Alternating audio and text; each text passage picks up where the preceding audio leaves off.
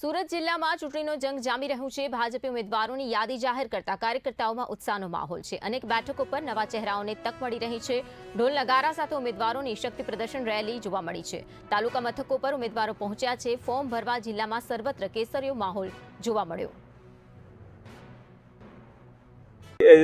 જિલ્લા પંચાયતની ઉમેદવારી નોંધાવવા આવ્યો છું અને સમીરભાઈ આપને પસંદગી પામ્યા છો તો કેવો અનુભવ કરો છો અને શું ઈચ્છો છો? મારી પર જે ભારતીય જનતા પાર્ટીએ જે મારી પર વિશ્વાસ મૂક્યો છે એમને હું વિશ્વાસ આપું છું કે અમે પૂરી તમારા વિશ્વાસ પર અમે સંપૂર્ણ ઉતરીશું।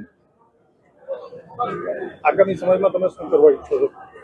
આ એક અમને મોકો ભારતીય જનતા પાર્ટી આપ્યો છે, એમાં અમે સેવા કરવા માટેના ભાવથી અમે આ જોડાઈએ છીએ અને આગળ વધીને અમે અમારા એરિયાની વધુમાં વધુ સેવા થાય એ રીતનું અમે યોજના કરીશું।